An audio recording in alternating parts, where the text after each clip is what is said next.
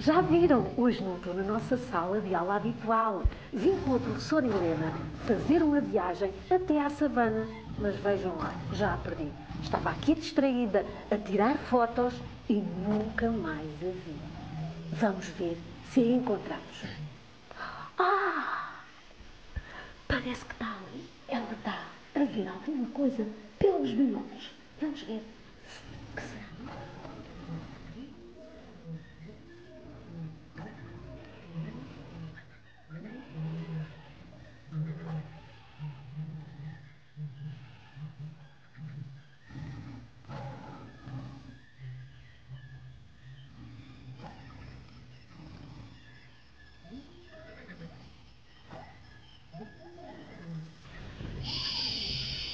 Não assustes! É um leão! Um leão? Um leão ou uma leoa? É um leão porque tem uma juba. E além disso tem um corpo ágil e muito musculado. Olha, sabes, os leões podem comer entre 20 e 30 quilos de carne de uma só vez. Mas eu também sei mais coisas. Também sei que o rugido do leão é o rugido mais aterrador e feroz dos animais selvagens. E pode ser ouvido a 8 a 9 km de distância. Sabes que ele ruge mais ao anoitecer para avisar os outros que o seu território está ocupado? Há tantas coisas que nós não sabemos sobre os leões. Não podemos encontrar mais curiosidades sobre os leões e as leoas. Fazemos um dia. Pois bem, quando voltarmos à nossa escola, podemos ir até à biblioteca e lá encontramos muitas enciclopédias que nos falam sobre os leões e outros animais. Olha que boa ideia! E para os nossos alunos do estudo em casa, vamos proporcionar-lhes uma aula sobre a enciclopédia. O que achas?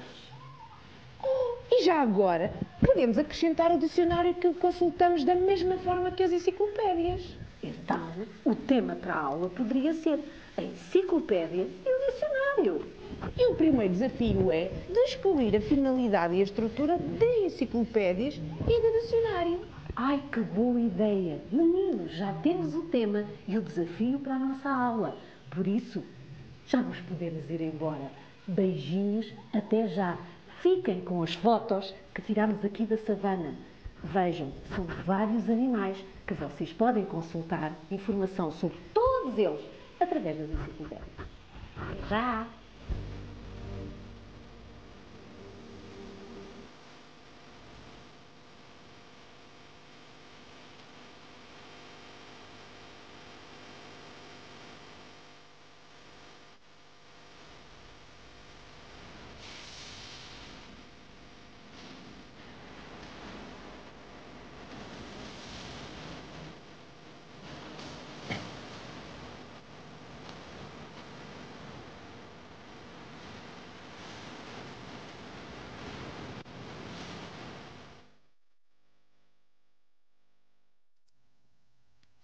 Estamos aqui de volta à nossa sala habitual. Perceberam no vídeo que o tema da aula de hoje será a enciclopédia e o dicionário? E que o primeiro desafio vai ser descobrir a finalidade e a estrutura da enciclopédia e do dicionário, bem como das características do texto informativo. Vamos começar a aula a ver aqui algumas enciclopédias. Elas são de diversos temas e são destinadas a diversas idades. Reparem, temos aqui a grande história universal, da época dos descobrimentos, uma enciclopédia sobre a vida selvagem, animais da savana, temos também uma enciclopédia juvenil, a minha enciclopédia dos animais, da Porta Editora, temos a minha primeira enciclopédia também de animais e outra enciclopédia do corpo humano e ainda uma enciclopédia de ciências. Reparem agora no seguinte, também existem enciclopédias digitais, neste caso temos aqui o exemplo da Infopédia, reparem que temos aqui o nome leão com diversos significados, temos um que está relacionado com a zoologia, vão perceber que na aula de hoje é o tema que nos vai interessar, mas ele tem outros temas. Temos também aqui enciclopédias que associam a imagem ao livro, ou seja, vem também com um DVD em que pode completar a informação sobre os mais diversos temas. Temos uma do corpo humano, Era uma vez o corpo humano, e temos uma enciclopédia universal. Muitas. Força. Podemos então dizer que a enciclopédia é um conjunto de livros que concentra o saber de maneira organizada, geralmente por ordem alfabética. O formato tradicional da enciclopédia é em livro, mas existem outras formas como fascículos, CDs ou versão online, como já vimos alguns exemplos. Agora vamos apresentar-vos uma página de uma enciclopédia para percebermos como é que a informação está organizada. Esta página é da enciclopédia sobre o leão, das seleções do Reader's Digest. O texto está escrito com letra muito pequena, que não é possível ler aí em casa. No entanto, queremos que percebam como a página está organizada. Ela tem um título, leão, depois tem o nome científico do leão, apresenta as características físicas deste animal, tem também uma imagem, apresenta ainda a informação científica e dá-nos informações e curiosidades sobre o leão. Continuamos a procurar textos sobre leões em outras enciclopédias e escolhemos aqui uma enciclopédia. A professora Sandra vai mostrá-la. É uma enciclopédia que foi editada pelo Pingo Doce, que fala sobre o mundo animal. Nós escolhemos o texto sobre o leão. Cá está. Vamos ver agora também o slide com esta imagem. E reparem, temos aqui a capa da enciclopédia e a página relativa ao leão. Nós passamos este texto para outro slide e em tamanho maior para vocês poderem ler. E vamos agora destacar só alguma da informação. Ou seja, vamos destacar as ideias-chave que nós encontramos neste texto sobre o leão. E vamos destacar sublinhando a verde. Destacamos que é um grande carnívoro, tem uma pelagem cor de terra ou cor de areia, que o macho distingue-se pela sua juba, que tem longos caninos para ajudar a apanhar as suas presas, a caçar para saciar a sua fome. É o único felino que vive em grupo. Na outra página voltamos a ter a continuidade do texto e temos a informação que os machos passam muito tempo a vigiar o território e que as leoas asseguram as tarefas da caça. Bem como, de 2 em 2 anos, a leoa tem entre 2 a 4 crias. E ainda temos aqui que vivem em África, nas regiões de savana. Ou seja, temos aqui alguma informação retirada deste texto, um texto de um livro de uma enciclopédia, que vamos destacar aqui agora as ideias-chave relativas ao leão. É isso mesmo. Vamos agora apresentar-vos as ideias-chave que podemos retirar da leitura deste texto. Ficamos com informação sobre a alimentação, o corpo, a reprodução, o comportamento, o habitat e algumas curiosidades sobre o leão. Então, relativamente à alimentação, ficamos a saber que é carnívoro, ou seja, que come carne, só carne, que a sua pelagem é cor de terra e cor de areia, que o macho se distingue pela sua juba e que tem longos caninos. Relativamente à reprodução, ficamos com a informação que, de 2 em 2 anos, as leoas têm entre 2 a 4 crias e que os machos passam muito tempo a vigiar o território. Já as leoas asseguram as tarefas da casa. Relativamente ao habitat onde vivem, o leão vive em África, nas regiões da savana. Curiosidades sobre ele. É o único felino que vive em grupo. Foi então esta a informação que retiramos daquele texto da enciclopédia que consultámos. Como é um texto de enciclopédia, é um texto informativo, vamos ver agora então algumas características do texto informativo. Então, os textos informativos são textos sobre os mais variados assuntos, cuja função é transmitir informação ao leitor. Expõe conceitos, ideias ou teorias acerca de um tema. Neste caso, estivemos a ver sobre o leão. Os textos informativos podem ser encontrados em enciclopédias, em guias, atlas, manuais escolares ou outro tipo de livro também. Temos aqui, então, que num texto informativo consideram-se 3 partes fundamentais. Quais são elas? Temos a introdução, com a apresentação breve do assunto de que se fala, o desenvolvimento, com a exposição de factos, pormenores e informações detalhadas do assunto abordado, é a parte mais longa do texto, E, por fim, temos a conclusão, ou seja, um resumo em que se dá uma ideia geral do assunto abordado. E agora que já vimos como está escrito o texto informativo, vamos perceber como devemos, que regras devemos seguir para escrever um texto informativo. Para escrever, então, um texto informativo, devemos pesquisar e recolher informação em enciclopédia, dicionário, revista, no manual escolar, entre outros. Apresentar a informação sem dar a nossa opinião, usar linguagem clara, objetiva e simples, usar frases do tipo declarativo, utilizar verbos no presente indicativo e, ao escrevermos um texto informativo, estamos a esclarecer, a ensinar, a dar conhecimento ao leitor, quem lê o nosso texto, sobre um determinado assunto. Pois muito bem. Outro tema que nós falámos no vídeo inicial foi o dicionário. Vamos agora falar-vos um pouco do dicionário. Vamos ver aqui alguns exemplos que existem no mercado. Temos aqui a primeira situação, um dicionário de língua portuguesa da Porta Editora. Temos aqui outro. No primeiro caso tínhamos um com acordo ortográfico. Vamos continuar aqui a mostrar dicionários e agora reparem, os primeiros dicionários que nós vimos tinham o significado das palavras para além de outra informação. Estes que nós estamos a mostrar agora referem-se a duas línguas. Neste caso é o inglês-português.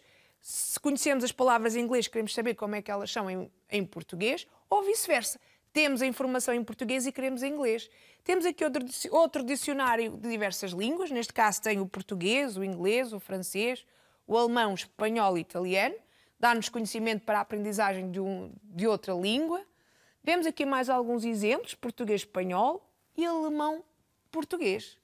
Sandra, já consultaste algum destes dicionários? Claro que sim. Queríamos também dizer a ir para casa que nós escolhemos estes dicionários, mas existem muitos mais no mercado. Claro. Estes foram só as opções que tirámos hoje para a nossa aula. E agora, o que é um dicionário? Vamos definir então o que é um dicionário. E um dicionário é um livro que apresenta compilação de palavras ou de termos próprios ou ainda de vocábulos de uma língua, quase sempre dispostos por ordem alfabética e com o seu respectivo significado ou a sua versão em outra língua. Vamos continuar e vamos perceber como é que se faz a consulta no dicionário. Antes disso, temos a finalidade. Eu vou falar da finalidade do dicionário. Ou seja, um dicionário serve para definir o significado das palavras e a sua apresentação ortográfica, ou seja, como as devemos escrever corretamente. Serve também para informar a origem das palavras, fornecendo explicações, identificar a classe gramatical das palavras e outros aspectos gramaticais e ainda auxiliar como forma de instrumento o estudo de uma língua estrangeira. Agora sim, vamos iniciar a tarefa de aprender a consultar um dicionário.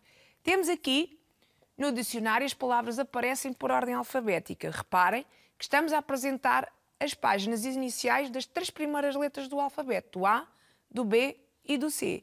E também vos mostramos aqui o abecedário. Sandra, isto não é assim que vamos consultar no dicionário. Temos que ter mais sugestões. Vamos apresentar uma situação prática, ou seja, vamos ao dicionário procurar uma palavra. Já devem estar a imaginar qual será a palavra que nós escolhemos para esta aula. E nós escolhemos o leão.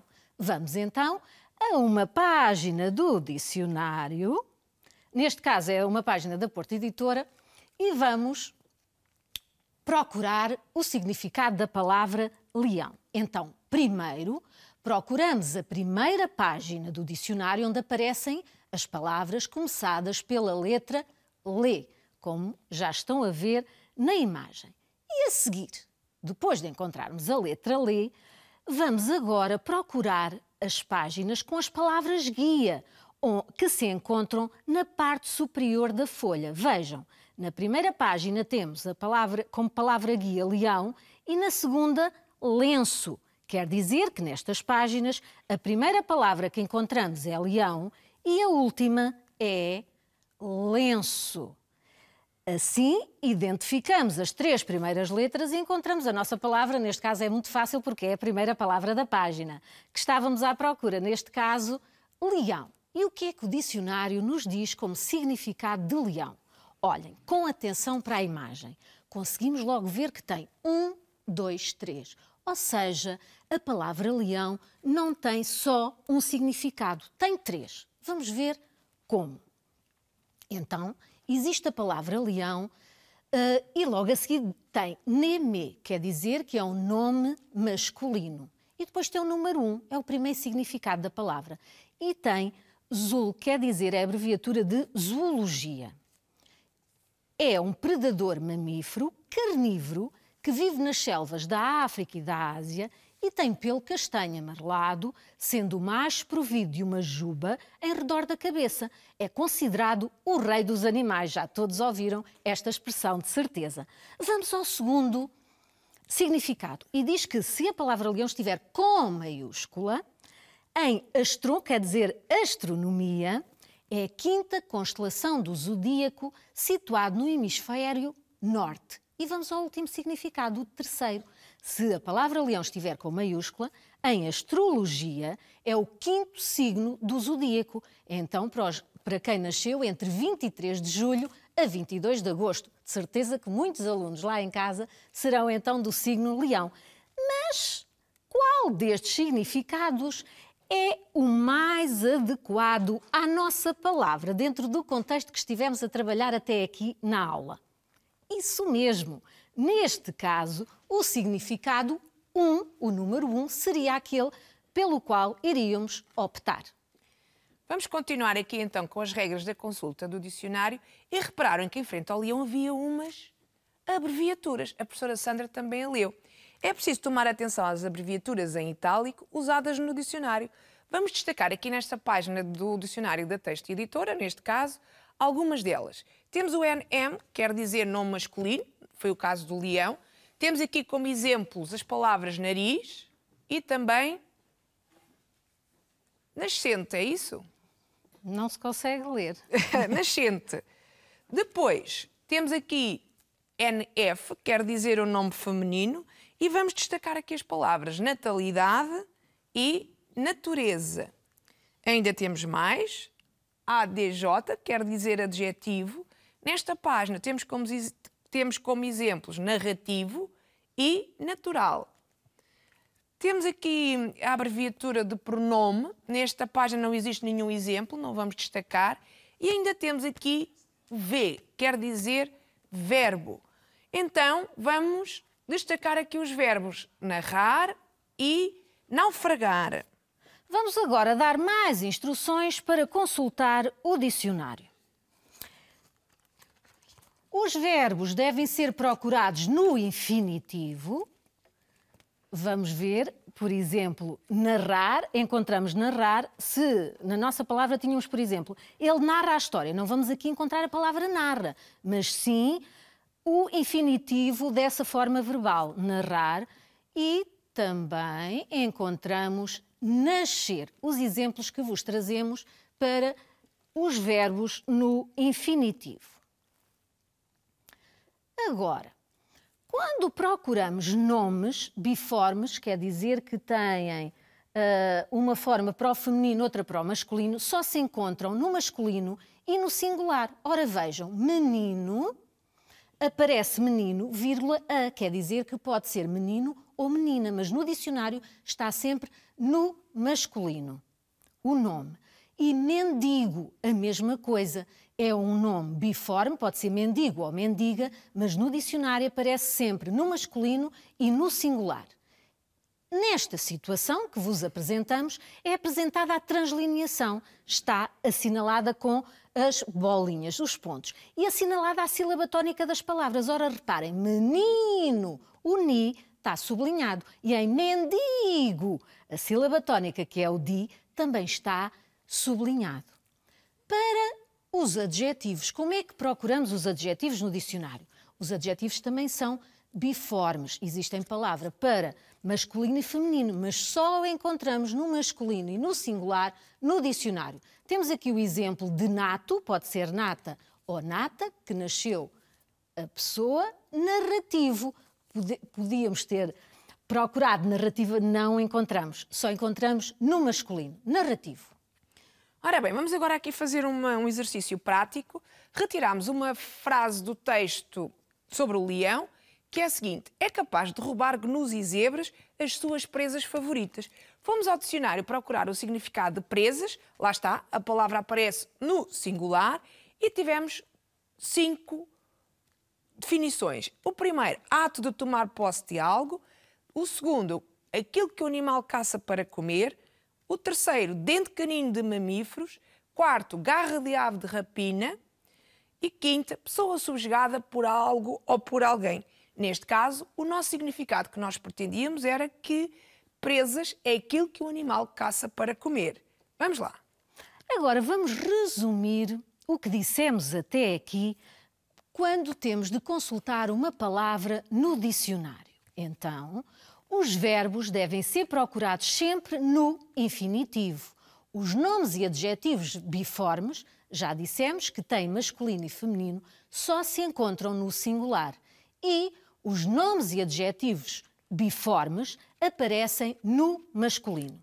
Dos vários significados de uma palavra, escolhe-se aquele que convém ao contexto em que está inserida. Nós tínhamos agora um pequeno vídeo com este resumo todo para vos mostrar, mas não temos tempo, Helena. Mais vale avançarmos e passamos já para... Pedimos desculpa, mas passamos já para a tarefa a ir para casa. Então, a tarefa que vamos propor nesta aula é a seguinte. Queremos que escreva um texto informativo sobre o leão ou outro animal à vossa escolha. Podes usar os teus conhecimentos, o que aprendeste hoje na aula, ou se tiveres a oportunidade de fazer uma pesquisa numa enciclopédia, nos manuais, em revistas. Se escolherem o leão, podem-se lembrar de algumas coisas que nós falámos, como, por exemplo, que era um animal que vive na região da savana, que é carnívoro, que o macho se distingue pela juba, o único felino que vive em grupo. Podem fazer uso desta informação ou, eventualmente, fazer pesquisas e enriquecer o vosso texto. Também podem registar ou fazer a recolha de uma fotografia ou de uma ilustração para completar o vosso texto. Passamos agora ao segundo desafio que vos trazemos para esta aula. E é um desafio de gramática. Ora, vejam, o segundo desafio é a formação de palavras. Então, sobre a formação de palavras, temos que saber o seguinte, que existem palavras simples, são aquelas que são formadas por um único radical e não derivam de qualquer outra. Temos aqui 2 exemplos, flor e feliz. Se existem palavras simples, então há outras palavras. As outras palavras são as palavras complexas. Formam-se a partir de outras, têm um radical que é o elemento básico da palavra e acrescenta-se mais qualquer coisa. Reparem nestes exemplos que tem aqui o que se acrescentou a cor diferente. Temos floresta e temos infeliz. Vamos perceber melhor esta formação. Agora, com uma situação prática, vamos ver se perceberam o que são palavras simples e palavras complexas. Do vosso lado direito apresento algumas palavras e vamos ter de descobrir aí em casa se são simples ou se são complexas. Perceberam? Simples são as que não derivam de outra palavra e são complexas quando a palavra se forma a partir de outra. Maresia, acham? Isso mesmo, forma-se a partir de outra, por isso é uma palavra complexa. E pedregulho? Será simples? Não, complexa. Mar agora é uma palavra muito bem simples porque não deriva de outra. E terra? Ah, boa, também não deriva de outra, é uma palavra simples. Terrestre já? Boa, é complexa porque deriva da palavra terra. E pedra? Simples porque deriva de pedregulho. Vamos agora ver um pequeno vídeo sobre o radical das palavras. Já viste que as palavras descuidado e cuidadoso têm uma parte igual? Foi a partir da palavra cuidado que se formaram estas 2 palavras. E é no radical que podemos encontrar o seu significado básico. Aqui, ao acrescentar des ao radical, ficamos com a palavra descuidado, que significa falta de cuidado. E aqui, Ao acrescentarmos oso, depois do radical, formamos a palavra cuidadoso, que significa ter muito cuidado. Repara agora nas palavras injustiça e justiceiro. Nas duas, acrescentamos elementos ao radical e alteramos o sentido das palavras. Aqui, passamos a ter o contrário de justiça e aqui, falamos de uma pessoa que gosta de fazer justiça. O mesmo acontece para a palavra reler, relacionada com o radical ler, mas que significa a sua repetição. Ler várias vezes o mesmo texto, por exemplo. Ou as palavras sapateiro e sapataria, como a profissão da pessoa que arranja os sapatos e o local onde os sapatos se vendem. Vamos então perceber, na formação de palavras por derivação, vamos perceber que na formação de novas palavras, juntamos pequenos elementos às palavras simples. Esses elementos chamam-se afixos. Aquilo que juntamos a uma palavra simples, afixos. E os afixos podem ser antes da palavra simples, a que vamos chamar prefixos, quando se utiliza no início das palavras. Se juntarmos, temos aqui o exemplo de remar. Reparem que o re aparece antes de mar. Se for no fim da palavra simples, vão-se chamar sufixos, quando se utilizam no fim das palavras. Temos aqui o exemplo de marinheiro. Mas não poderíamos ficar só por estes exemplos. Vamos apresentar-vos outros. Olhem agora para o quadro. Então, as palavras podem então ser formadas por processos de derivação. Temos a prefixação. A prefixação é quando colocamos então um prefixo, ou seja, uma sílaba ou não, antes da palavra simples. Temos recontar. O re quer dizer repetição. Voltamos a contar. Depois temos desfazer, desculpar, descontente e desconforto. Nestas 4 palavras, o prefixo é o mesmo, é des. Des quer dizer contrário. Desconforto é o contrário de ter conforto. E agora temos invisível e infeliz. O in também quer dizer o contrário. Se não vejam, infeliz é o contrário de feliz e invisível o contrário de visível. Apresento-vos o último exemplo de prefixação. Preposição. Pre quer dizer antes de. E se vimos prefixação, vamos ver agora sufixação. Quando o afixo é colocado no fim da palavra. Temos o exemplo de solar, floreira, jardineiro, junta também eiro, jornalista, a jornal acrescentamos ista, estrelado, a estrela acrescentamos o sufixo do. Duramente, escritor e velhinho. São então exemplos de palavras formadas por sufixação, onde foi acrescentado um sufixo. O sufixo é então no final da palavra e o prefixo antes da palavra, no início da palavra. Aliás, a própria palavra prefixo indica isso. Estamos quase a terminar a nossa aula e vamos registar no caderno, à semelhança das aulas anteriores, a data de hoje e o que aprendemos. E o que é que nós aprendemos hoje? A finalidade e a estrutura da enciclopédia e do dicionário, as características do texto informativo e a formação de palavras. E agora, como sempre fazemos, vamos realizar a nossa autoavaliação. Hoje vamos usar o like. Se sentiram que esta aula foi muito fácil, Helena? Então, o dedo do like para cima. Boa! Se a aula foi fácil? Aqui na horizontal quer dizer que ainda podemos fazer melhor. E se sentiram algumas dificuldades? Então, o dedo para baixo quer dizer que precisamos de melhorar. E pronto, terminamos por hoje. Um beijinho doce para todos. Fiquem bem. Até à próxima. Fiquem bem.